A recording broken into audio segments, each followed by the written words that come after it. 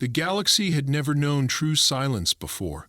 For centuries, Earth had been the pulsing heart of human innovation, diplomacy, and trade. Its people were everywhere, leaving their indelible mark on colonies, stations, and planets far beyond the Milky Way. Earth was humanity's anchor, the planet where it all began. No matter how far humans ventured into the stars, Earth remained their home, a constant presence in the galactic network of civilizations.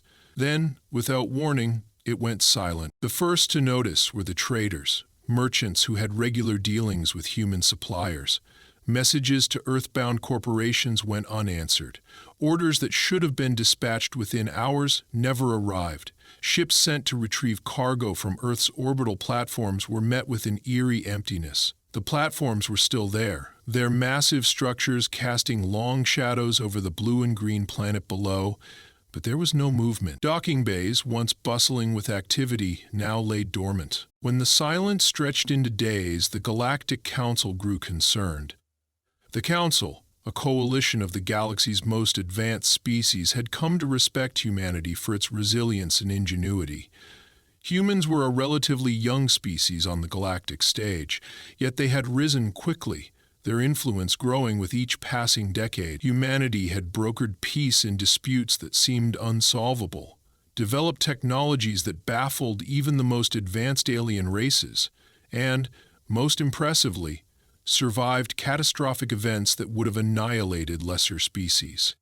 And now, the Council faced the possibility that humanity might have fallen victim to something far worse than they could imagine. The first investigative mission was dispatched within a week. A delegation of scientists, diplomats, and security personnel from the Terrash, a race known for their analytical prowess, was sent to Earth's solar system. They found the outer colonies intact but deserted. Mining facilities on the moons of Jupiter were operational, their automated systems continuing to extract resources, but there was no sign of human life. The Terra ship continued inward, passing through the asteroid belt and arriving in Earth's orbit. From the window of the observation deck, Lovan, the Tarash mission leader, looked down at the planet. Earth appeared as beautiful as ever, its blue oceans shimmering under the light of the sun, clouds drifting lazily across continents. It seemed untouched, peaceful even, but Lovan felt no peace. The silence pressed down on him like a physical weight. The planet, so vibrant in the Council's records, now radiated an unsettling stillness. "Begin scans," Lovan instructed, his voice firm. He had studied humanity extensively, admired their resilience and adaptability.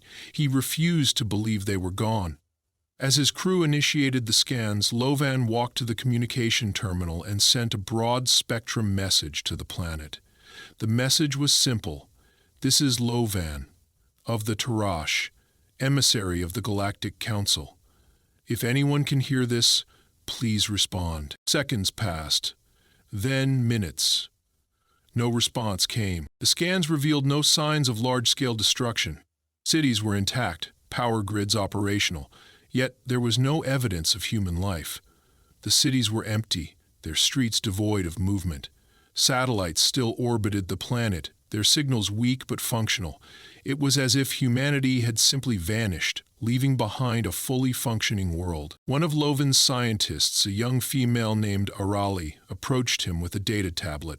"We've detected faint energy readings from Earth's surface," she said, her voice tinged with unease. "They're highly localized, concentrated around a few key locations. It's strange." "How strange?" Lovan asked, taking the tablet from her. The readings were unlike anything he had seen before. Pulses of energy that seemed to originate from deep underground. They were rhythmic, almost like a heartbeat, but their frequency was irregular, unpredictable.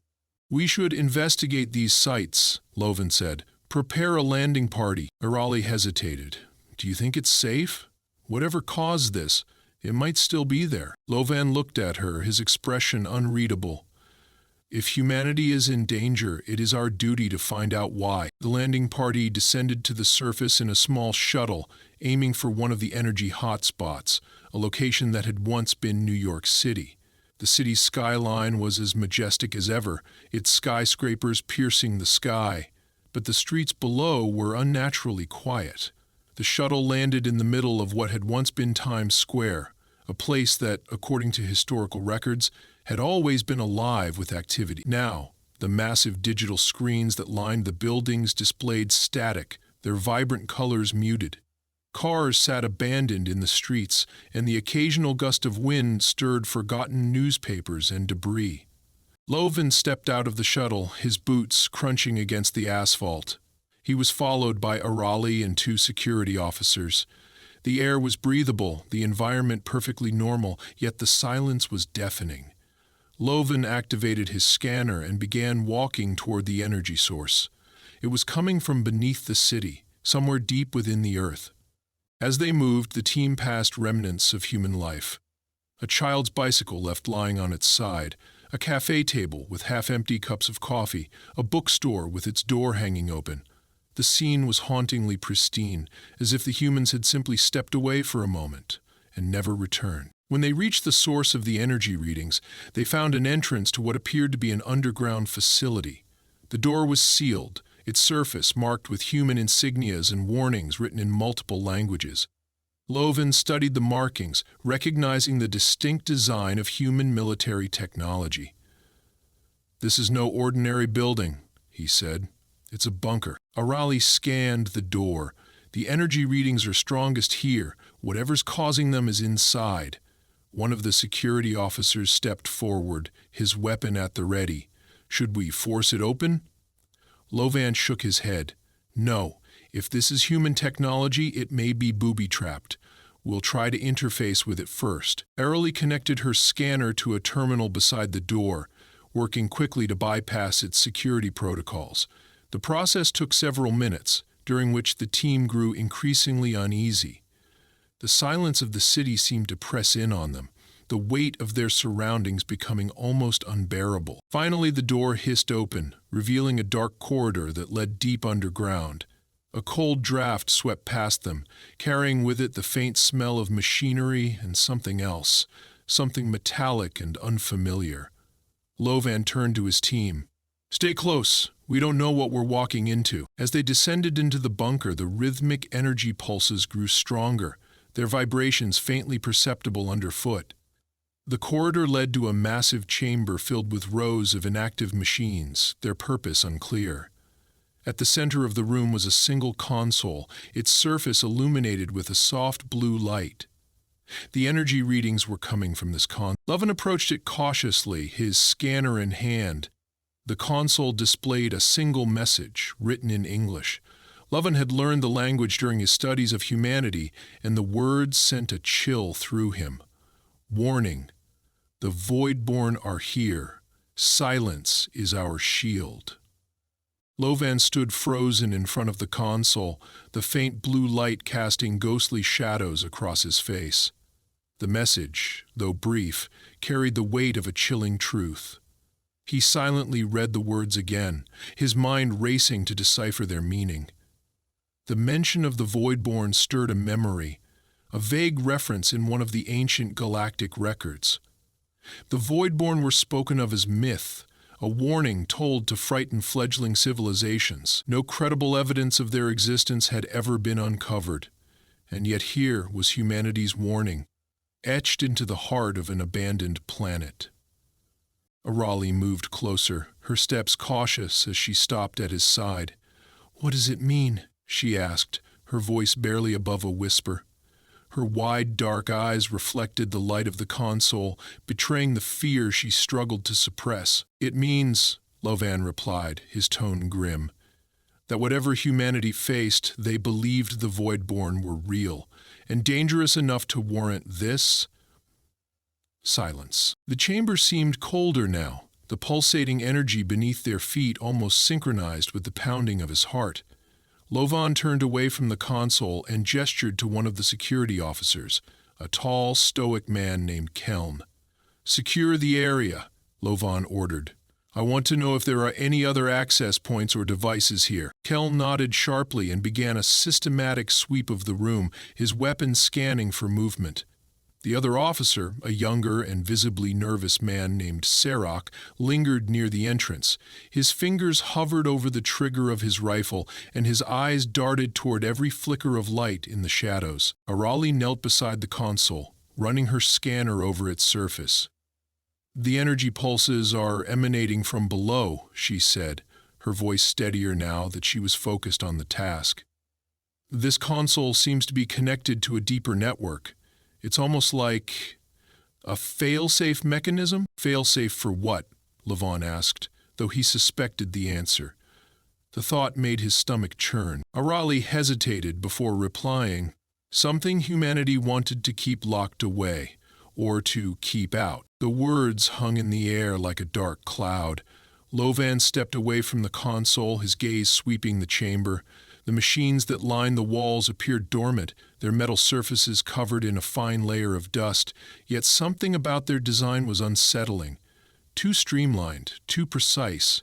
They looked less like tools and more like weapons waiting to be awakened. Keln's voice crackled through the comms. "The room is secure, no immediate threats, but I found another door at the far end. It's locked." Lovan walked to the indicated door, his boots echoing against the cold floor. The door was made of the same reinforced material as the one they had entered through, but this one bore no markings or warnings. He pressed his hand against it, feeling the faint hum of energy beneath the surface. "Orali," he called over his shoulder, "see if you can unlock this door." She approached with her scanner, her movements quick but deliberate. As she worked, Lovan's thoughts drifted to the silence of the planet above them. He had expected to find devastation, evidence of an external attack or natural catastrophe, but this was something else entirely. Humanity had not fallen, it had retreated, and whatever had driven them to this point was likely more dangerous than anything the galaxy had ever encountered. The door hissed open, revealing another corridor, this one narrower and dimly lit. A faint blue glow emanated from the walls, illuminating intricate patterns etched into the metal. The designs were distinctly human, but carried an unsettling organic quality, as though they had been grown rather than constructed. Lovan motioned for the team to proceed, his grip tightening on his weapon. The corridor seemed to stretch endlessly, the pulsating energy growing stronger with each step. As they moved deeper, the air grew heavier, tinged with the faint metallic scent they had noticed earlier. The corridor ended in another chamber, smaller than the first but far more ominous.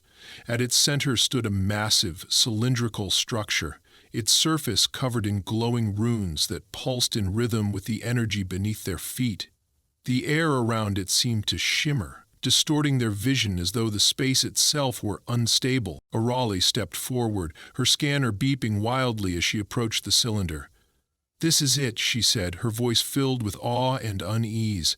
"This is the source of the energy." "What is it?" Lovan asked, his tone sharp. He could feel the hairs on the back of his neck standing on end, his instincts screaming that they were treading on dangerous ground. Arali hesitated before replying. "It's some kind of containment unit.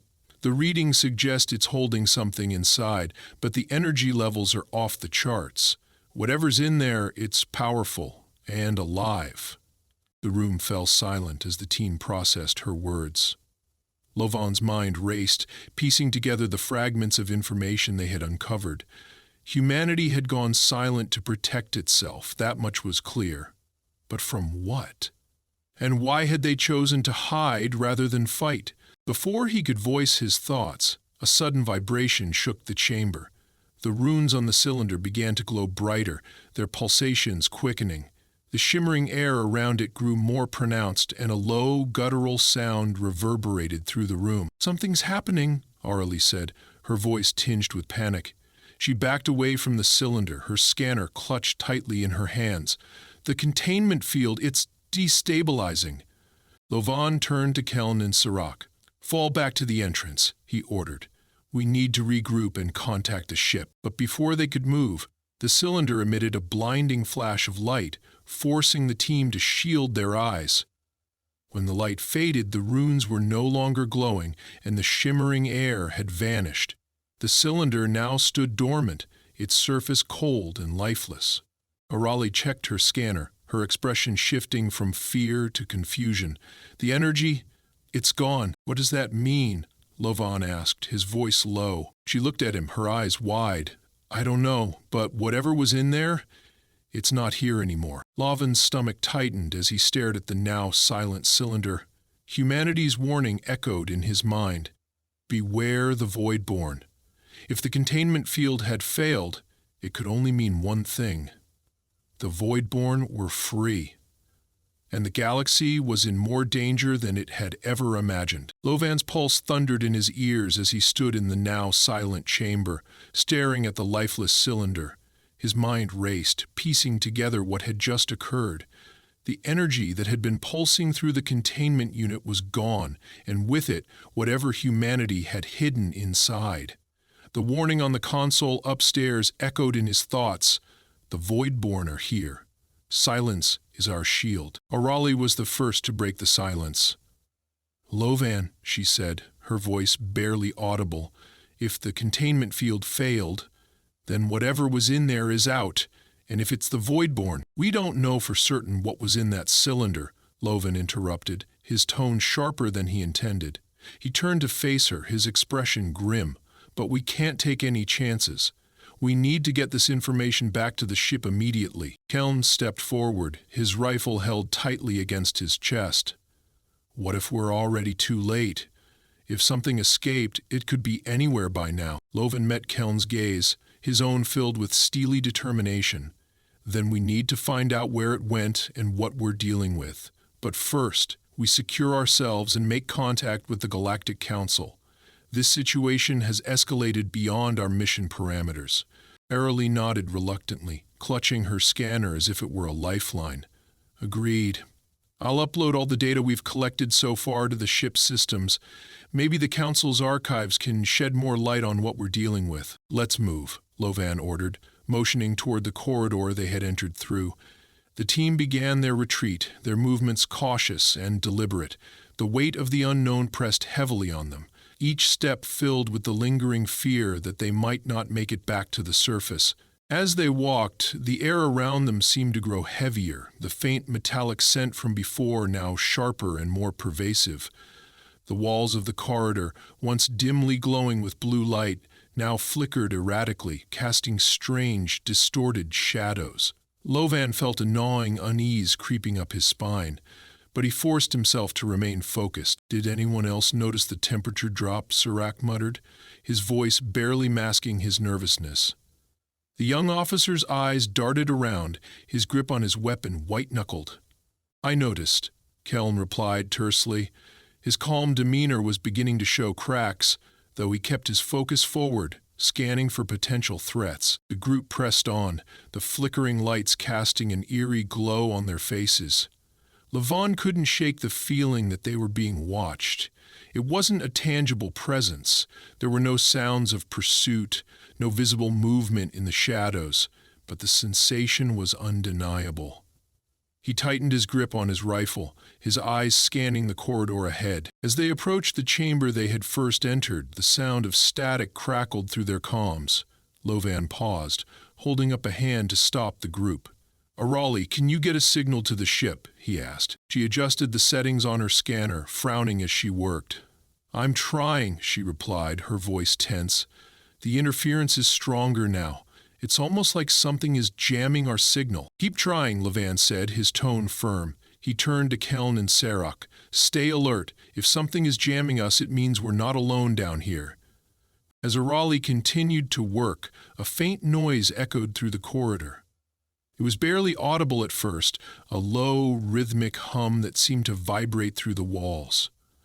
Lovin's blood ran cold as the sound grew louder, a guttural resonance that made the air itself feel heavy. What is that? Serac asked, his voice trembling. I don't know, Lovan replied, his eyes narrowing, but it's coming from behind us. Move, now! The team quickened their pace, the hum growing louder with each passing second. The lights in the corridor began to flicker more violently, plunging them into near-darkness before flaring back to life. Lovan felt his heart pounding in his chest as the noise shifted, morphing into something that resembled a distorted growl. The group reached the entrance chamber, the faint glow of the console providing a small measure of relief. Lovan motioned for the team to spread out and secure the area, his mind racing as he tried to assess their next move. "Arali, any luck with the signal?" he asked. She shook her head, frustration etched on her face. "The interference is too strong. I'm picking up faint readings from the surface, but I can't get a stable connection." Kellen approached the console, his eyes scanning the room. "Whatever's jamming us, it's getting closer. We need to barricade this entrance and find another way out." Before Lovan could respond, the lights in the chamber flickered and died, plunging them into complete darkness. The hum had grown deafening, a pulsating sound that seemed to emanate from all around them. Lovan activated the light on his rifle, the narrow beam cutting through the blackness. "Stay together," he ordered, his voice steady despite the fear clawing at his chest. "We're not alone down here." The beam of his light swept across the chamber, revealing the dormant machines lining the walls. For a moment everything was still. Then, out of the corner of his eye, Lovan saw movement. A flicker of shadow that disappeared as quickly as it had appeared. "Keln, cover the rear," Lovan barked. "Arali, get that signal working now." Keln turned, his rifle trained on the corridor they had just exited. His posture was tense, his every muscle coiled like a spring. "I don't see anything," he said, his voice low. "But I can feel it. Something's watching us." The growl returned, louder and more menacing, echoing through the chamber like a predator circling its prey. Lovan's light darted across the room, searching for the source of the sound. His pulse raced as he caught another flicker of movement, this time closer. "Contact!" Sarek shouted, firing his weapon into the darkness. The sudden burst of light from the muzzle illuminated the chamber for a split second, revealing a monstrous silhouette that moved with inhuman speed. Lovan didn't hesitate. "Fall back to the shuttle," he commanded. "We're outmatched here." Arali scrambled to her feet, clutching her scanner as she ran toward the exit. Keln and Serac covered her, their weapons firing bursts of plasma into the darkness. The creature moved too fast to track, its form barely visible as it darted between the machines. Lovan brought up the rear, his rifle trained on the shadows. He felt the weight of the unknown pressing down on him, but his resolve remained firm. Whatever this thing was, it was unlike anything he had encountered before, and it was clear that humanity's silence had not been an act of surrender, but a desperate act of survival. As the team reached the corridor leading to the surface, the growl intensified, now accompanied by a low, guttural laugh that seemed to mock their fear.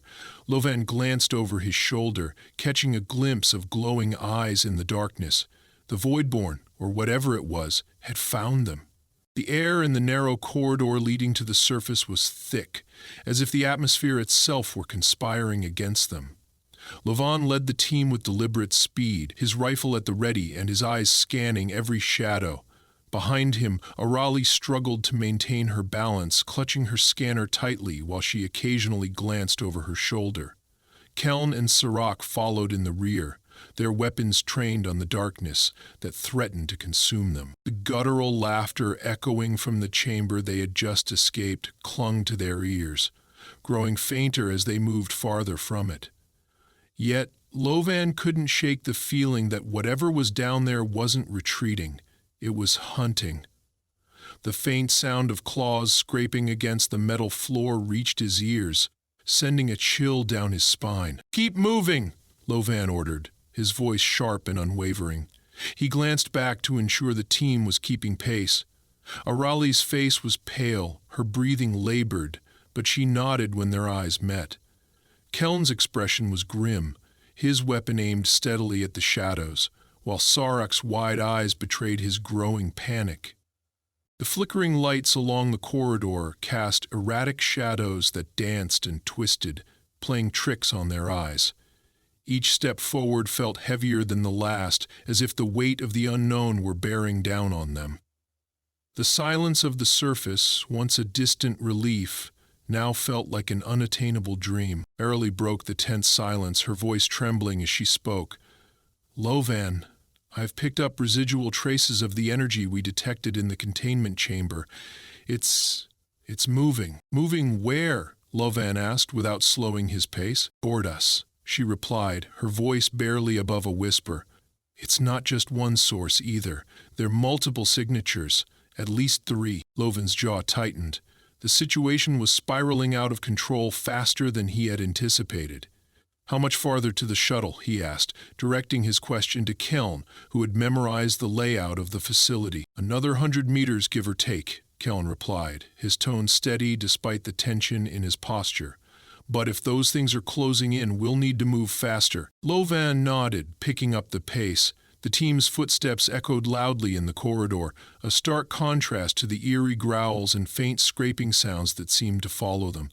As they approached the end of the corridor, the lights flickered more violently, plunging them into near darkness before flaring back to life. The corridor opened into a small antechamber where the shuttle's entrance lay just ahead. The sight of the vessel brought a brief flicker of hope to the team, but Lovan's instincts told him their ordeal was far from over. "Aurali, get the shuttle prepped for takeoff," Lovan ordered, motioning for her to move ahead. "Keln, Serac, hold this position. We'll cover her until she's inside." Aurali didn't hesitate. She sprinted toward the shuttle, her movements clumsy but determined. As she reached the hatch, she fumbled with the control panel, her hands shaking as she worked to override the shuttle's automated security protocols. The growling sound grew louder, reverberating through the walls. Keln and Serac raised their weapons, their eyes fixed on the corridor they had just emerged from. Lovan positioned himself between them, his rifle aimed and ready. "Eyes sharp," Lovan said, his voice low but commanding. "If anything moves, shoot to kill." The flickering lights finally gave out, plunging the antechamber into complete darkness. Lovan activated the light on his rifle, the beam cutting through the blackness. Keln and Serac followed suit, their lights creating overlapping cones of illumination that barely reached the far end of the corridor. The sound of claws scraping against metal grew deafening, and then the first creature emerged. It moved like a shadow brought to life, its form indistinct but terrifyingly fast. The glow of its eyes burned with a malevolent light, and its movements were unnaturally fluid, as though it were both solid and vapor at once.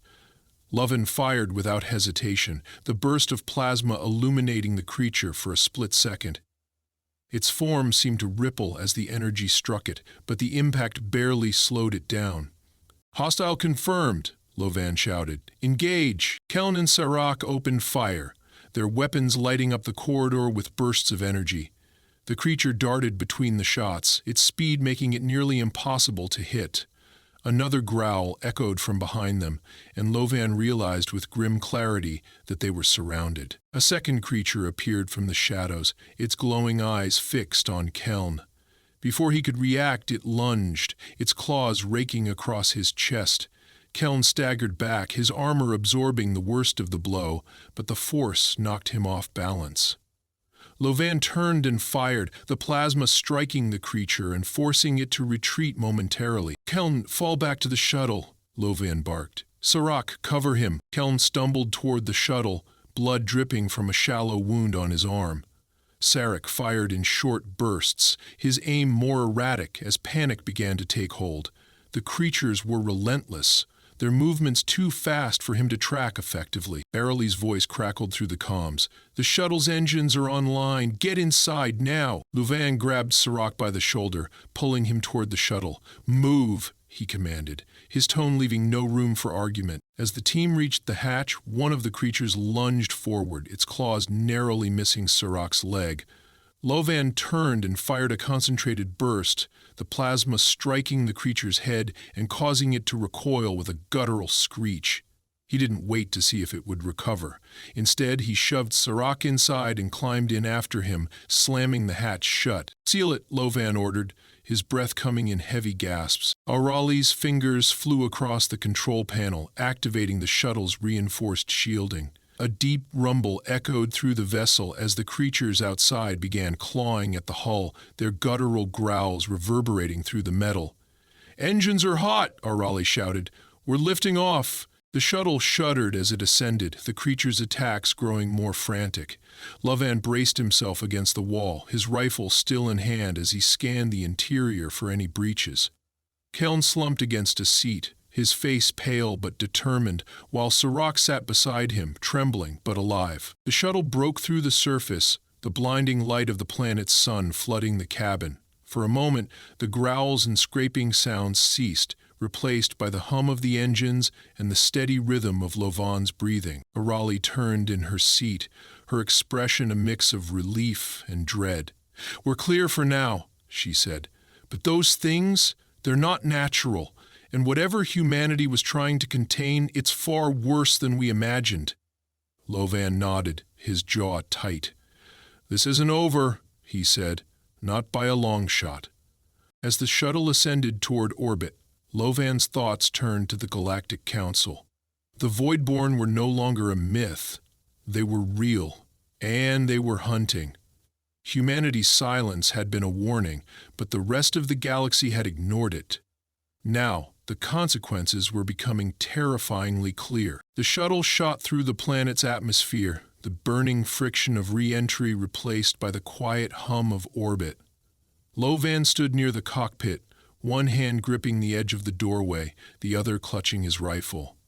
His gaze was fixed on the vast expanse of space beyond the viewport. The sight of the stars, usually a source of wonder, now seemed oppressive. Each distant light a potential harbor for the threat they had just encountered. Arali sat at the controls, her hands moving deftly across the console.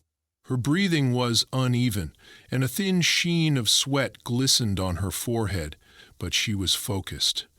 "We're locked onto the main ship," she said, her voice steady despite the tension. "Docking sequence initiated. We'll be aboard in 3 minutes." Kelm, seated in the rear compartment, winced as he tightened a makeshift bandage around his injured arm. The gash from the creature's claws wasn't deep, but the edges of the wound had an unnatural discoloration, faintly pulsing with a sickly blue light. Sirach sat beside him, still clutching his weapon tightly, his knuckles pale. He hadn't spoken since they had boarded the shuttle. Lovan turned to Arali. "As soon as we dock, send everything we've recorded to the Galactic Council. I want every scrap of data analyzed. We need answers before this thing spreads." She nodded, her fingers dancing over the controls to prepare the data packet. "Already compiling the transmission?" she replied. "But, Lovan, the energy signatures we detected, they're not natural. Whatever the Voidborn are, they don't follow the same rules of biology or physics as anything we've seen before." Lovan didn't reply immediately. Instead, he walked back toward Keln and Sirach, his boots clanging softly against the shuttle's floor. Keln looked up at him, his face pale but resolute. "I've fought in wars, Lovan," he said, his voice low. "I've seen what fear does to a man. But this, whatever those things are, it's not fear. It's something worse." Lovan placed a hand on Keln's shoulder, his grip firm. "We survived," he said. "That's what matters. We've seen what we're up against, and now we'll prepare for it." The shuttle jolted slightly as it docked with the main ship, the magnetic clamps locking into place with a resounding thud. The airlock hissed open, and Lovan motioned for the team to disembark. "Arali, finish that transmission," he said. "Keln, get to the medbay. Sirach, secure the docking bay and make sure no contaminants made it aboard." As the team dispersed, Lovan made his way to the command center. The main ship's corridors were sterile and brightly lit, a stark contrast to the oppressive darkness of the facility they had just left. But the sense of unease followed him, a weight pressing on his chest that no amount of light could dispel. The command center was a hub of activity, the crew bustling to analyze the incoming data from the surface. A holographic display projected a three-dimensional map of the facility, highlighting the energy readings and the path the team had taken. Lovan approached the central console, where Arali was already uploading the data packet to the Council's secure network. "Status?" Lovan asked, his tone brisk. "The transmission is away," Arali replied. "It'll take about 30 minutes to reach the nearest relay station. From there, it'll be distributed to every major research hub in the galaxy." "Good," Lovan said, "but that's only the first step.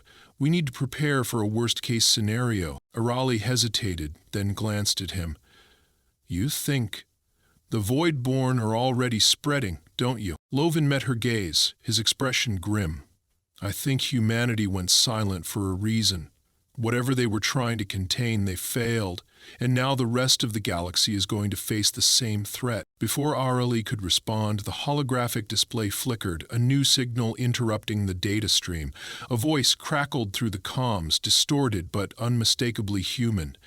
This is Earth's final warning, the voice said, to all who receive this transmission. Do not engage. Do not pursue. The Voidborn cannot be fought. Your only chance is to remain silent. The room fell silent as the message repeated, the crew exchanging uneasy glances. Lovin's jaw tightened. Is that a live transmission? He asked. Arali shook her head, her fingers flying over the console as she analyzed the signal. No, it's a pre-recorded message, looping from an automated relay, but it's originating from within the Sol system. Lovan turned back to the holographic map, his mind racing. The Sol system had been declared off-limits after Earth's silence, but if the message was still broadcasting, it meant there was something, or someone, left behind. Can you pinpoint the exact source? He asked. Arali nodded slowly. It's coming from an orbital station near Mars, a black site. No official records exist, but the signal is clear. Prepare a course, Lovan said, his voice firm. We're going to Mars. Arali hesitated, her fingers hovering over the controls. Lovan, the warning was clear. Humanity didn't just hide, they withdrew completely. If we go to Mars, we might be walking straight into the same trap. I know the risks, Lovan replied, but we need answers. The Council needs to know what we're dealing with, and that signal might hold the key. Arali sighed, then began inputting the coordinates. The ship's engines rumbled to life, and the crew braced themselves as the vessel shifted course. The journey to Mars would take hours, but the tension aboard the ship made every second feel like an eternity. When they arrived, the orbital station was a stark reminder of humanity's ingenuity and its paranoia. The structure was massive, its dark surface bristling with defensive turrets and sensor arrays, yet it was lifeless, its systems running on automated protocols. The ship docked cautiously, and Lovan led a small team aboard. The station's interior was pristine but eerily empty, its halls illuminated by faint emergency lighting. The source of the signal was a central command hub, a room filled with monitors displaying fragmented data. At the center of the room stood a single stasis pod. The glass was frosted over, but faint outlines of a figure could be seen inside. Arali approached cautiously, her scanner beeping softly. "It's human," she said, her voice tinged with awe. "Whoever this is, they've been in stasis for decades." Lovan studied the pod, his mind racing. "Can you wake them?" he asked. Arali hesitated, then nodded. "It'll take a few minutes to bypass the security protocols." As she worked, Lovan's attention was drawn to one of the monitors. It displayed a map of the galaxy, with red zones marking areas of Voidborn activity. The zones were spreading rapidly, encroaching on major systems. His stomach tightened as he realized the scale of the threat. The stasis pod hissed open, releasing a cloud of vapor. The figure inside stirred, a man with graying hair and a weathered face. His eyes fluttered open, and he looked at Lovan with a mixture of relief and despair. "You shouldn't have come," he said, his voice weak but firm. "It's already too late." Lovan stepped forward. "Who are you? What happened to humanity?" The man took a shaky breath, his gaze distant. "We fought them," he said. "We tried everything, technology, strategy, even surrender. But the Voidborn don't fight for resources or conquest. They feed on fear, on chaos. The more you resist, the stronger they become." "Then why did you send the signal?" Lovan asked. The man's eyes met his, filled with a haunted determination. "Because there's only one way to survive," he said. "Silence, absolute unbroken silence. We went silent to protect the galaxy, to keep them focused on us. But now you've brought them back, and they won't stop until there's nothing left." The room fell silent as the weight of his words sank in. Lovan realized the truth. Humanity's retreat hadn't been a failure. It had been a sacrifice. And now the galaxy was paying the price for breaking the silence. As the station's alarms began to blare, Lovan knew the Voidborn were already here.